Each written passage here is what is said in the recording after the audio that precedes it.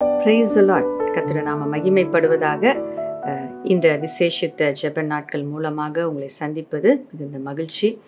இப்பொழுதும் ஆண்டவர் இந்த மாதத்தில் நமக்கு கொடுத்த வாக்குத்தத்தத்தை தியானித்து நாம் தேவன் அதிலிருந்து நமக்கு கற்றுக் கொடுக்கிற காரியங்களை கற்றுக்கொண்டு நாம் இசைந்து வாழ, தேவனோடு இசைந்திருக்க, மற்றவங்களோடு இசைந்திருக்க, அந்த இசைந்து வாழ்வதனால் உண்டாகும் நன்மையை, இன்பத்தை நாம் பெற்றுக்கொள்ளத்தக்கதாக ஆவியானவரை தேவன் நமக்கு கொடுத்திருக்கிறார். ஆவியானவர் நம் மீது ஊற்றப்படும் பொழுது இந்த ஒரு மனதை தேவன் நமக்கு கட்டளையிடுகிறவராய் இருக்கிறார். அதை குறித்து நம்ம இந்த நாளில் தியானிக்க இருக்கிறோம். எசேக்கியேல் 37 அதிகாரம் 5 வசனம் வாக்குத்தத்த வசனமாக இருக்கிறது. அதை நாம் வாசிக்க கேட்போம். கர்த்தராகிய ஆண்டவர் இந்த எலும்புகளை நோக்கி, இதோ நான் உங்களுக்குள் ஆவியை பிரவேசிக்க பண்ணுவேன், அப்பொழுது உயிரடைவீர்கள். ஆமென். அப்போ இங்கே பார்க்குறோம், ஆவியானவரை தேவன் நமக்குள்ளே அனுப்பும் பொழுது வசனம் சொல்லுகிறது, நாம் உயிர் அடைவோம். தேவனுடைய ஆவியானவர் நம்மை உயிர்ப்பிக்கிற ஆவியானவராய் இருக்கிறார். அதே தான் 10 வசனத்துலேயும் நம்ம பார்க்குறோம். வாசிக்க கேட்போம். எனக்கு கற்பிக்கப்பட்டபடி நான் தீர்க்க தரிசனம் உரைத்தேன், அப்பொழுது ஆவி அவர்களுக்குள் பிரவேசிக்க அவர்கள் உயிரடைந்து காலூன்றி மகா பெரிய சேனையாய் நின்றார்கள். அப்போ ஆண்டவர் தீர்க்க தரிசனமாக சொல்கிறாரு. தீர்க்க தரிசன கிரியையே இங்கே எசேக்கியேல் தீர்க்கதரிசி செய்கிறார். அப்போ அப்படியாக விசுவாசித்து பேசின பொழுது, தீர்க்க தரிசன வார்த்தைகளை தேவன் கொடுத்தது அப்படியே அவர் பேசும் பொழுது அப்படியே அந்த உலர்ந்த எலும்புகள் உயிரடைந்ததை நாம் பார்க்கிறோம். ஒரு திரளான ஒரு சேனையாக அவைகள் எழும்பி நின்றது என்பதை நாம் இந்த இடத்துல நம்ம பார்க்கிறோம்.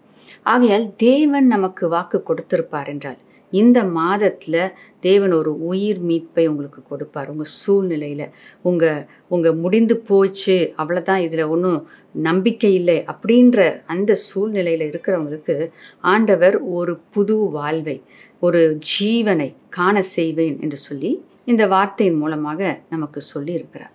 அப்போ அப்படியாக அந்த வார்த்தை எப்படி சொல்லப்பட்டதோ அதை விசுவாசித்து செயல்பட்ட பொழுது, அதை விசுவாசித்து பேசின பொழுது அந்த வார்த்தை அப்படியே வாழ்க்கையாக மாறினது. அது அப்படியே நிறைவேறத நம்ம இங்கே பார்க்கிறோம். அதே அதிகாரத்தில் 11 வசனத்தை நம்ம வாசிக்க கேட்போம்.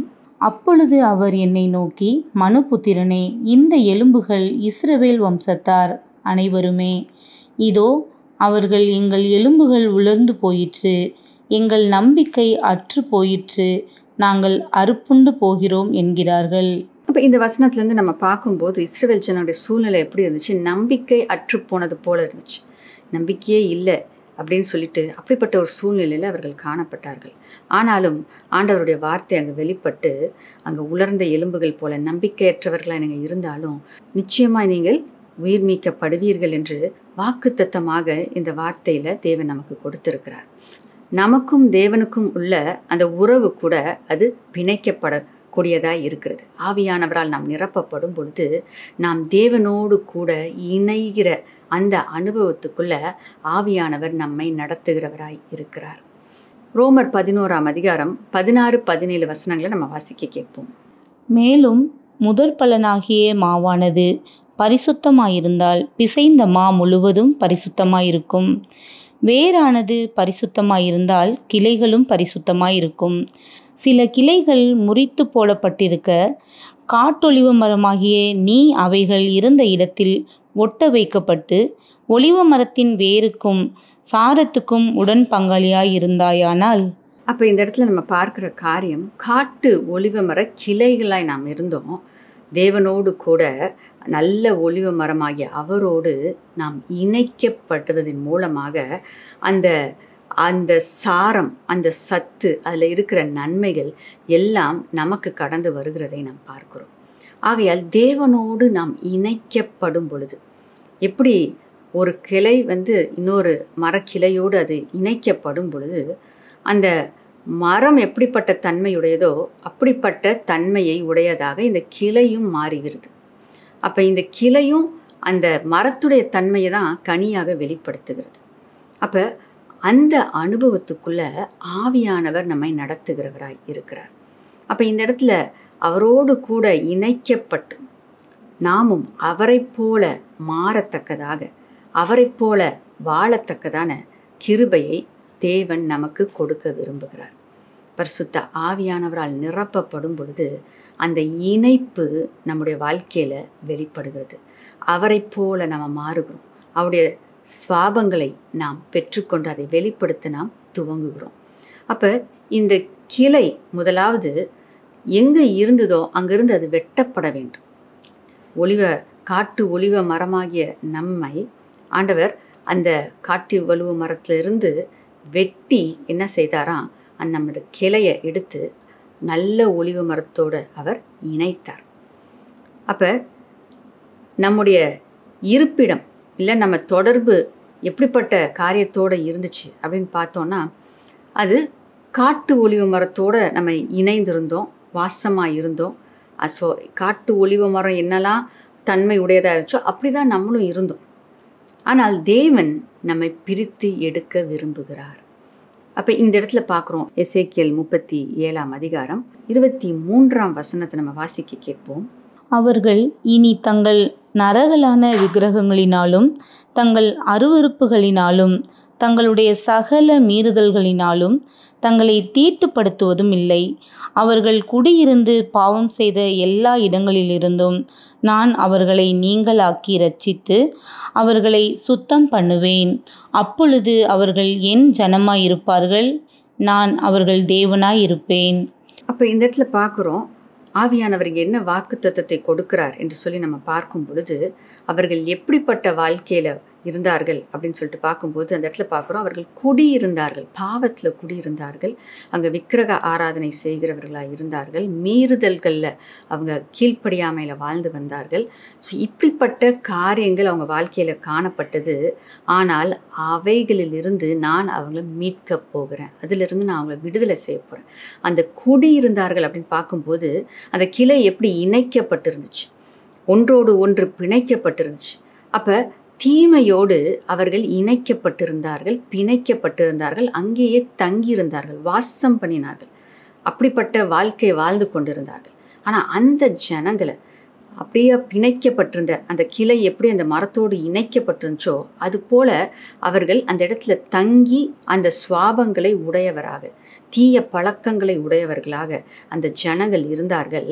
ஆனால் தேவனுடைய அன்பு ஆவியானவரை அனுப்பி இப்படிப்பட்ட கிரியைகளிலிருந்து அவர்களை மீட்டு எடுக்கும்படியாக, இல்லைன்னா அந்த கிளை எப்படி வெட்டப்படுது அதுபோல் இந்த காரியங்கள், இந்த உலகத்தின் காரியங்கள், இந்த மாம்சத்தின் இச்சைகள், கண்களின் இச்சைகள், உலகத்தின் வாஞ்சைகள், இவைகளில் இருந்து அந்த நபர்கள் ஆண்டவர் என்ன பண்ணுறார், பிரித்து எடுக்கிறார், வெட்டி எடுக்கிறார். அப்போ இந்த இடத்துல பார்க்குறோம் அந்த பிரிக்கப்படுகிற ஒரு அனுபவம். அப்போ ஆவியானவர் அனுப்பப்படும் பொழுது இப்படிப்பட்ட தீய பழக்க வழக்கங்களிலிருந்து அவர் நம்மை பிரித்து எடுக்கிறார். நம்முடைய அந்த அவங்க அப்படியே ஒருங்கிணைந்து போய் இருக்கிற அந்த காரியத்திலேருந்து ஆண்டவர் நம்மை பிரித்து எடுக்கிறார். நம்மளை பரிசுத்த ஜாதியாக, தெரிந்து கொண்ட ஜனமாக, அவருடைய பிள்ளைகளாக நம்மை அவர் பிரித்து எடுத்து கொள்ளுகிறதை நாம் பார்க்கிறோம்.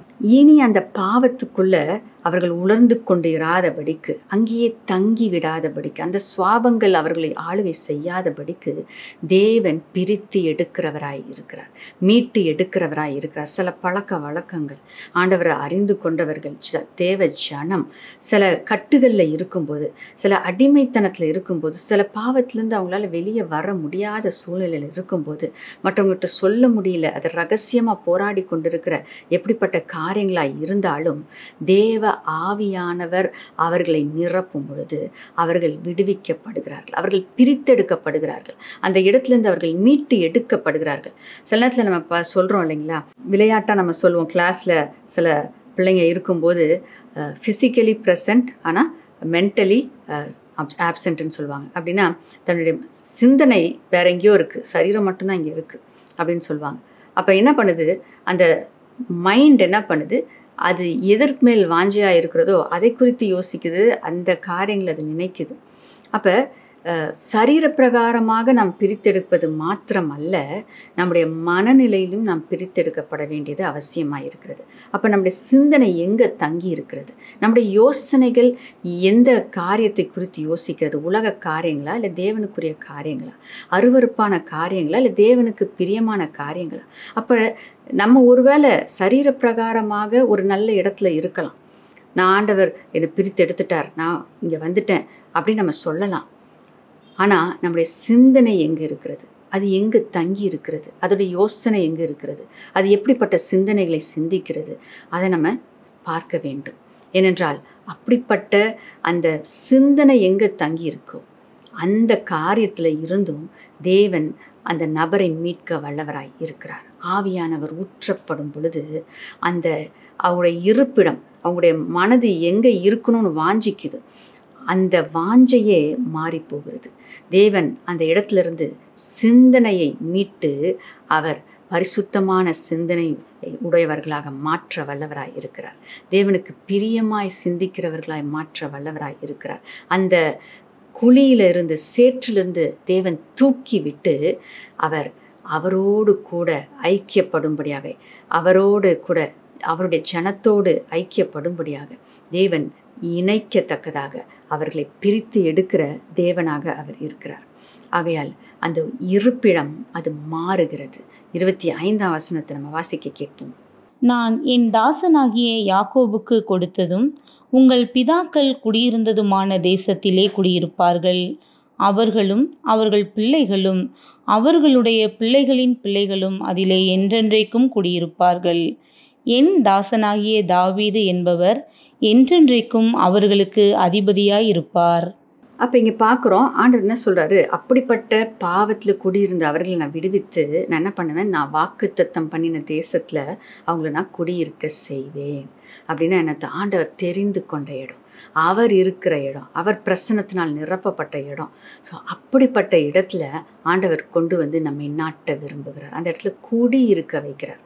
குடியிருக்க வைக்கிறது அப்படின்னா வந்து போகிறதில்ல, அங்கேயே தங்கி விடுகிற அனுபவம். ஒரு நாள் பரிசுத்தமாக வாழ்ந்துட்டு திரும்பவும் பழைய வாழ்க்கைக்கு போகிறது, அப்புறம் திரும்ப இங்கே வருது, அப்படி அல்ல. பரிசுத்தமான வாழ்க்கையை வாழத்தக்கதாக அந்த அந்த தேவ பிரசனத்தில் தங்குகிற அனுபவம், அங்கேயே இருக்கிற அனுபவம். இனி ஒருபோதும் பின்மாற்றம் கிடையாது. இனி ஒருபோதும் பழைய காரியங்கள் அவங்களுடைய வாழ்க்கையில் வரப்போவது கிடையாது. முற்றிலுமாய் மாற்றப்பட்ட அனுபவம், தேவனுடைய சமூகத்தில் தங்குகிற அந்த அனுபவம், தேவன் அவர்களுக்கு குறித்திருக்கிற இடத்துல தங்குகிற அந்த அனுபவம், அவரோடு கூட தங்குகிற அந்த அனுபவம். ஏன்னா வசனம் சொல்லுது, அவர்கள் என் ஜனமாய் இருப்பார்கள், நான் அவர்கள் தெய்வமாய் இருப்பேன் என்று சொல்லி. புதிய ஏற்பாட்டில் நம்ம பார்க்கும்போது நாம் அவருக்கு பிள்ளைகளாக இருக்கிறோம், அவர் நமக்கு தகப்பனாய் இருக்கிறார். அப்போ அவருடைய வீட்டில் ஒரு அங்கத்தினராக நாம் வந்து தங்குகிற அந்த பாக்கியத்தை ஆவியானவர் நமக்கு கொடுக்கிறவராய் இருக்கிறார். அப்போ ஆவியில் நிரம்ப நிரம்ப நிரம்ப நம்முடைய குடியிருப்பு மாறுகிறது. அவருடைய பிரசனத்துக்குள்ளே நம்ம கடந்து வருகிறோம், அவரோடு இணைக்கப்படுகிறோம். அந்த கிளை அந்த ஒலிவ மரத்தோடு, நல்ல ஒலிவ மரத்தோடு இணைக்கப்பட்டது போல நாம் தேவனோடு கூட பிணைக்கப்படுகிறோம். வாசிக்க கேட்போம். உபாகமம் 33ஆம் அதிகாரம் 12ஆம் வசனம்.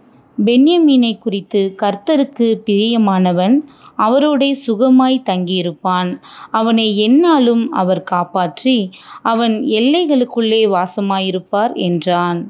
ஆங்கிலத்தில் இப்படியாக சொல்லப்பட்டிருக்கிறது, பென்யமீன் எனக்கு நேசமானவன், அவன் என் தோள்பட்டைக்கு இடையே அவன் தங்கியிருப்பான். அப்படின்னா தோள்பட்டைக்கு இடையில் இருதயம் இருக்குது இல்லைங்களா, என் இருதயத்தில் அவன் தங்கியிருப்பான். நான் அவனை நேசிக்கிறேன், அவன் என்னை நேசிப்பான் அப்படின்றத அந்த இடத்துல சொல்லப்பட்டிருக்கு. அப்போ இங்கே நம்ம பார்க்குறோம், ஆவியானவர் நமக்குள் கடந்து வரும் பொழுது அவர் தேவன் அண்டை நம்ம இழுத்து செல்லுகிறவராய் இருக்கிறார். அவரோடு மார்பில் சாய்ந்து கொள்ளத்தக்கதாக, அவருடைய மடியில் நம்ம படுத்து கொள்ளத்தக்கதாக, அவரோடு கூட நம்ம இணைந்து இருக்கத்தக்கதாக, அவரை கிட்டி சேரத்தக்கதாக, அவருடைய பிரசனத்தை நாடத்தக்கதாக ஆவியானவர் நம்மை வழி நடத்துகிறவராய் இருக்கிறார். அப்போ இந்த இடத்துல நம்ம பார்க்கும்போது அங்கே அவருடைய இருதயத்துக்கு ஏற்றவர்களாக நம்மை அவர் மாற்றுகிறார். ஆவியானவர் தேவனுடைய பிதாவானவருடைய இருதயத்துக்கு ஏற்றபடியாக நம்மை மாற்றுகிற ஆவியானவராக இருக்கிறார். என் இருதயத்துக்கு ஏற்றவன் என்று தாவீதை குறித்து தேவன் சொல்லுகிறார். அப்போ அந்த இடத்துல பார்க்குறோம், அப்படியான ஒரு இருதயத்துக்கு ஏற்ற பிள்ளைகளாக நாம் வாழும்படியாக ஆவியானவர் நமக்கு உதவி செய்கிறவராய் இருக்கிறார். அது மட்டுமல்ல, தேவனோடு இணைந்து கிட்டி சேர, அவரை அணைத்து கொள்ள, அவரை நேசிக்க ஆவியானவர் நமக்கு உதவி செய்கிறவராய் இருக்கிறார்.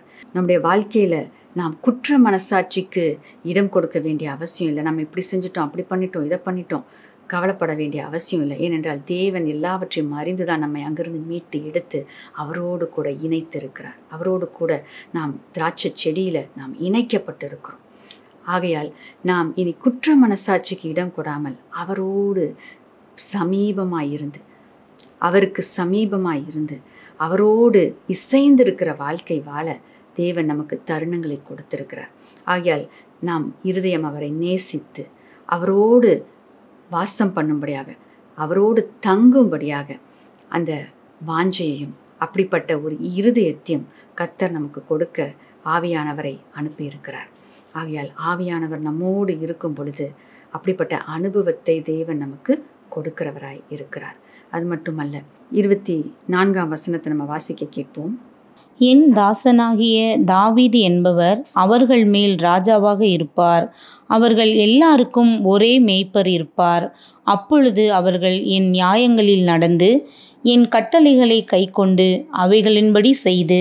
இந்த வசனத்தில் நம்ம பார்க்கும்போது தாவீது அவர்களுக்கு ராஜாவாக இருப்பார், அவர் என்றென்றும் அவர்களுக்கு ராஜாவாக இருப்பார் அப்படின்னு ஆங்கிலத்தில் forever அப்படின்ற வார்த்தை பயன்படுத்தப்பட்டிருக்கு. அப்போ ஒரே மேய்ப்பராக தாவீது இருப்பார் என்று சொல்லப்பட்டிருக்கு. அப்போ இங்கே சொல்லப்படுகிற இந்த காரியம் இது தாவீது ராஜாவை குறித்து சொல்லப்படவில்லை, தாவீதின் குமாரன் என்று அழைக்கப்பட்ட ஆண்டவராகிய இயேசு கிறிஸ்துவை குறித்து சொல்லப்படுகிறது. ஏன்னா இங்கே பார்க்குறோம், ஒரே மேய்ப்பன் என்று சொல்லும்போது நமக்கு அவர்தான் நல்ல மேய்ப்பனும் ஒரே மேய்ப்பனுமாய் இருக்கிறார். அப்போ அவர் கூட நம்ம வாசம் பண்ணும்போது, அந்த அவரோடு ஒரே மந்தையாக நம்ம இருக்கும் பொழுது என்றென்றும் அவர் நம்மை அரசாளுகிற தேவனாக இருக்கிறார். அப்போ இந்த இடத்துல சொல்லப்படுகிற காரியம் ஆண்டவராகிய இயேசு கிறிஸ்துவை குறித்து தீர்க்க தரிசனமாக சொல்லப்பட்ட வார்த்தையாக இருக்கிறது. அப்போ இங்கே அவரே நம்மை மேய்க்கிறவராக, நல்ல மேய்ப்பனாக, நம்மை ஆளுகிறவராக, நம்மை வழி நடத்துகிறவராக, அவரோடு கூட நாம் வாசம் பண்ணும்படியாக, அவருடைய மந்தையாக நாம் இணைக்கப்பட்டிருக்கிறோம். 25ஆம் வசனத்தில் பார்க்குறோம், என்றென்றும் அங்கு குடியிருக்க செய்கிறார் என்று சொல்லி. அப்போ அவருடைய ஆளுகையில் அந்த மேய்ப்பனுக்கு கீழே அவரோடு கூட குடியிருக்கிற அந்த அனுபவத்தை தேவன் நமக்கு கொடுக்கிறார். வாசிக்க கேட்போம். யோவான் 10ஆம் அதிகாரம் 14 முதல் 16 வசனங்கள். நானே நல்ல மேய்ப்பன், பிதா என்னை அறிந்திருக்கிறது போலவும் நான் பிதாவை அறிந்திருக்கிறது போலவும் நான் என்னுடையவைகளை அறிந்தும் என்னுடையவைகளால் அறியப்பட்டும் இருக்கிறேன். ஆடுகளுக்காக என் ஜீவனையும் கொடுக்கிறேன். இந்த தொழுவத்தில் உள்ளவைகளை அல்லாமல் வேறே ஆடுகளும் எனக்கு உண்டு. அவைகளையும் நான் கொண்டு வர வேண்டும். அவைகள் என் சத்தத்துக்கு செவி கொடுக்கும். அப்பொழுது ஒரே மந்தையும் ஒரே மேய்ப்பனுமாகும். அப்போ இங்கே நம்ம பார்க்கும்போது ஒரே மந்தையும் ஒரே மேய்ப்பனுமாக இங்கே காணப்படும் என்று சொல்லப்படுது. அப்போ ஒரே மந்தையாகிய நாம் தேவனால் ரட்சிக்கப்பட்டவர்கள், தேவனை விசுவாசித்து, ஆண்டவராகிய இயேசு கிறிஸ்துவை விசுவாசித்து அவரே நம்முடைய மேய்ப்பராக இருக்கிறார், நல்ல மேய்ப்பராக இருக்கிறார், நமக்காக ஜீவனை கொடுத்தவராக இருக்கிறார், நம்மை மீட்டு எடுக்கும்படியாக தன்னையே ஒப்பு கொடுத்தவராக இருக்கிறார். ஆகையால் அப்படியாக மீட்கப்பட்ட ஒவ்வொரு ஆடுகளையும் அவர் என்ன பண்ணுறார், ஒரே மந்தையாக அவர் சேர்க்கிறார். ஒரே மந்தை தான் இருக்கும், ஒரே மேய்ப்பன் தான். இப்போ பாருங்கள், கிறிஸ்து தலையாக இருக்கிறார், நாம் ஒரே சரீரமாக இருக்கிறோம், அவரோடு இணைக்கப்பட்டு இருக்கிறோம். எல்லா விதமான ஜனங்களோடும் நாம் இணைக்கப்பட்டு சபையாக ஒரே சரீரமாக, கிறிஸ்துவின் சரீரமாக நாம் இருக்கிறோம். அதுதான் நம்ம இங்கே பார்க்குறோம். ஒரே மந்தை, ஒரே மேய்ப்பர். கிறிஸ்து தான் தலை, நாம் அவருடைய அவயவங்களாக, சரீரத்தின் ஒரு பங்காக நாம் காணப்படுகிறோம். தேவன் அப்படியாக நம்மை இணைத்திருக்கிறார், நம்மை ஒருங்கிணைத்திருக்கிறார், நம்மை இசைந்திருக்க செய்கிறார். அப்போ ஆவியானவர் ஊற்றப்படும் பொழுது இந்த ஒரு மனம், இந்த இணைப்பு, இணைந்து செயல்படுகிற கிருபை, ஒருவரை ஒருவர் நேசிக்கிற அந்த அன்பு அந்த இடத்துல ஊற்றப்படுகிறது.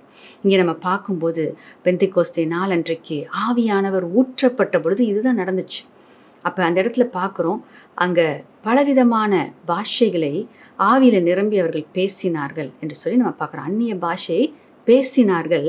ஆனால் அங்கிருந்து வந்த எல்லா ஜனங்களும் தங்கள் மொழியில் அவர்கள் பேசுவதை கண்டு ஆச்சரியப்பட்டார்கள், தேவனை மகிமைப்படுத்துகிறதை கண்டு அவர்கள் ஆச்சரியப்பட்டார்கள். அப்போ ஆவியானவர் ஊற்றப்படுற இடத்துல பலவிதமான பாஷை பேசுகிறவர்களாக இருந்தாலும் அந்த இடத்துல பாஷை ஒரு தடையாக இருக்கவில்லை. பலவிதமான தேசங்களிலிருந்து கடந்து வந்தார்கள். அப்போ இவங்க இந்த தேசத்தார், அவங்க அந்த தேசத்தார், அந்த தடை அங்கே இல்லை. ஏனென்றால் ஆவியானவர் ஊற்றப்படுகிற இடத்துல அங்கே ஒற்றுமை இருக்கிறது. ஆவியானவர் ஒருங்கிணைக்கிறவராய் இருக்கிறார். ஆகையால் இங்கே பாஷை ஒரு தடையாக இல்லை. அவங்க இந்த தேசத்தார், அந்த தேசத்தார், அது ஒரு தடையாக இல்லை. அப்போ நம்முடைய வாழ்க்கையில் எதுவும் தடையாக இருக்க முடியாது. ஆவியானவர் ஊற்றப்படுற இடத்துல நாம் ஒன்றிணைக்கப்படுகிறோம். ஒரே சரீரமாக, ஒரே மந்தையாக நாம் இணைக்கப்படுகிறோம். அந்த அன்பு நமக்குள்ளே கடந்து வரும் பொழுது, தேவ ஆவியானவர் அவருடைய அன்பை நமக்குள்ளே ஊற்றும் பொழுது குடும்பங்களில் இருக்கிற பிரிவினைகள் நிச்சயமாய் மாறும். தேவ அன்பு அந்த இடத்துல வெளிப்படும். ரோமர் 5:5 அதை தான் சொல்லுகிறது. வாசிக்க கேட்போம். மேலும் நமக்கு அருளப்பட்ட பரிசுத்த ஆவியினாலே தேவ அன்பு நம்முடைய இருதயங்களில் ஊற்றப்பட்டிருக்கிறபடியால் அந்த நம்பிக்கை நம்மை வெட்கப்படுத்தாது. அப்போ இங்கே பார்க்குறோம், தேவ ஆவியானவர் நம்மீது ஊற்றப்பட்டிருக்கிறபடினால் தேவ அன்பு நம்முடைய இருதயங்களை நிரப்பி இருக்கிறது. அப்போ தேவ அன்பு நம்முடைய இருதயத்தை நிரப்பும் பொழுது எல்லாரையும் நேசிக்கிற அந்த தன்மையை, அந்த அன்பை, தேவனுடைய அன்பை நமக்கு அவர் கொடுக்கிறார். அவர் நம்மை நேசித்தார். நம் சத்துருக்களாக இருக்கும்போது நம்மை நேசித்தார். அவரை பகைத்தவர்களை அவர் நேசித்தார். அவர்களை துன்பப்படுத்தினவரை நேசித்தார். அவர் இயேசுவை காயப்படுத்தினவரை அவர் நேசித்தார், மன்னித்தார். அவர் ஒவ்வொருவருக்காகவும் தன்னுடைய ஜீவனை கொடுத்தார். அந்த அன்பு, தன்னையே கொடுத்த அன்பு, அந்த அன்பு ஆவியானவரால் நமக்குள்ளும் ஊற்றப்படும். அப்போ நாம் எந்த ஒரு பிரிவினையும் நமக்குள்ளே காணப்படாது. எந்த ஒரு கசப்பும் நமக்குள்ளே காணப்படாது. குடும்பங்களில் அப்படிப்பட்ட காரியங்கள் இருக்க முடியாது. சபையில் அப்படிப்பட்ட காரியங்கள் இருக்க முடியாது. தேவ அன்பினால் நம்மை நிரம்பி இருக்கும் பொழுது ஒருவரை ஒருவர் மன்னித்து, ஒருவரை ஒருவர் நேசித்து, ஒருவருக்காய் ஒருவர் செபித்து தாங்கி உதவி செய்கிற மனப்பான்மையை தேவன் நமக்கு கொடுக்கிறவராய் இருக்கிறார். அந்த அப்போஸ்தலர் நாட்களில் ஆவியானவர் ஊற்றப்பட்ட பொழுது அதுதான் நடந்துச்சு.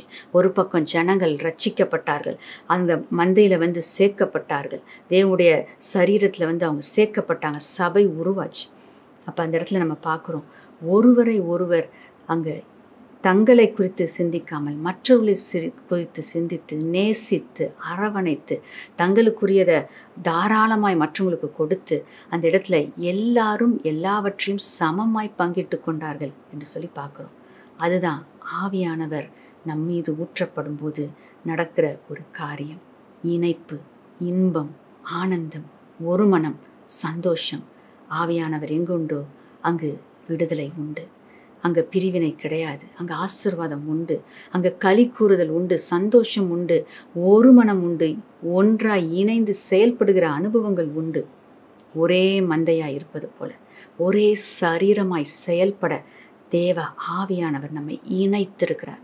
நம்ம எப்படிப்பட்ட பின்னணியிலிருந்து வந்திருந்தாலும் பரவாயில்ல, ஆனால் ரட்சிக்கப்பட்டு இருப்போம் என்றால் நாம் அவருடைய குடும்பத்தின் அங்கத்தினர்களாய் மாறிவிடுகிறோம். அவரோடு நாம் பிணைக்கப்பட்டு இருக்கிறோம். அவருடைய அன்பு நமக்குள்ளே இருக்கிறது.